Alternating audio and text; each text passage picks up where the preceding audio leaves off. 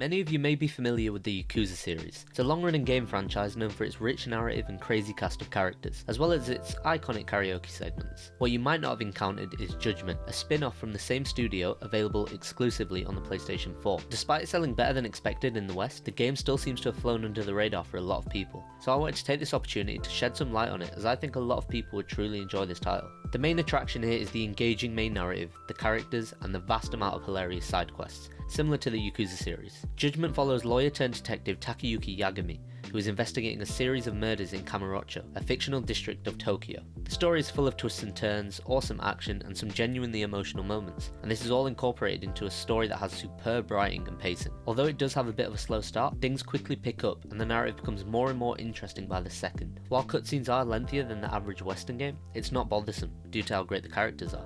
I initially found Yagami to be that standard, typical cool suave detective we're so used to. Likeable, but familiar. However, as the game explores his past and his ideologies, he becomes a lot more interesting. Without spoiling anything, there is more beneath the surface with Yagami, and although I would have liked it to be explored more, the game does just enough to add a bit more depth to him.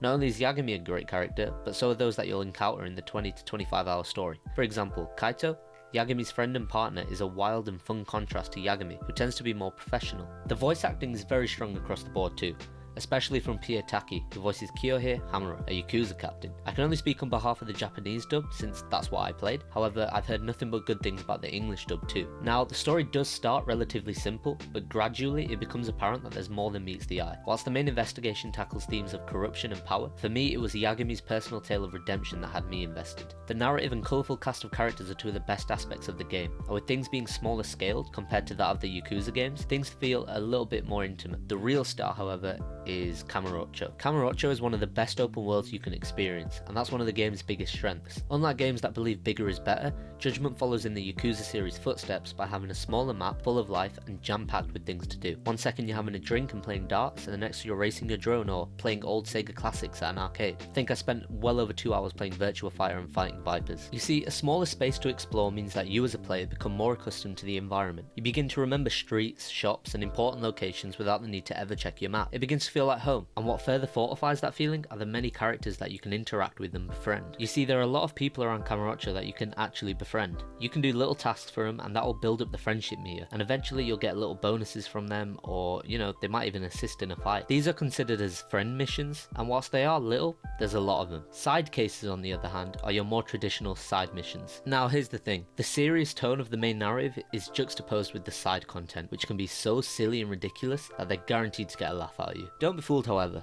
this is all intentional, and only a studio like, I'm gonna put their name on the screen because I don't want to butcher it. Yeah, only they could make it work so well. The very nature of some missions will genuinely have you staring at your screen in confusion and laughter. One side case that stood out to me in particular had you tracking down the Dastardly Twisted Trio, a group of absurdly over-the-top perverts. I mean, one of the members was called Ass Ketchum. On paper it doesn't seem like it would really work, but it does. And I mean, having silly side content like this allows you to take a break from the more serious main narrative. Though Judgment does share a lot of similarities with the Yakuza games, the combat is at its best here. There are two fighting styles, Crane and Tiger. Both of them feel fluid and brutal in their own ways. Crane is best for groups of enemies, whilst Tiger is strongest when facing an enemy one-on-one. Yagami is very agile, so he's able to vault over enemies, sidestep, slide, and even jump off walls. There are also EX actions, or heat moves, which are special moves that allow Yagami to take out his enemies in all sorts of stylish ways. I still don't think I've pulled off every one, since some can only be activated under certain circumstances. No matter how often you use them though, they never get boring. With the game revolving around being a detective and a conspiracy that goes all the way to the top, it makes sense then that the gameplay would incorporate mechanics that make you feel like, well, a detective. That being said, the detective elements are very basic and surface level. They don't really ask you to do much. For example, you'll sometimes be tasked with scanning environments for clues, and once they're all found, the game will progress. However, there aren't any consequences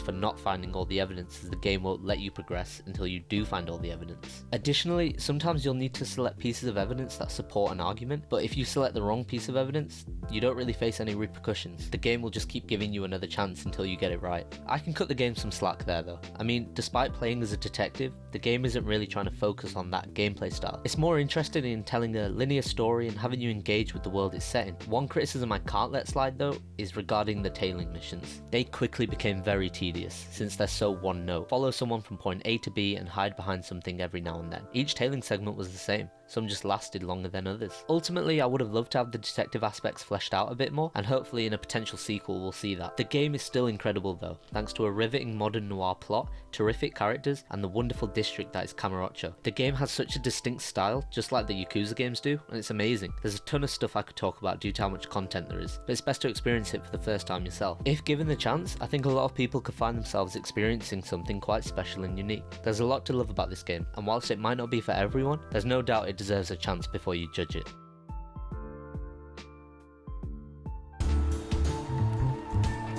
Ah.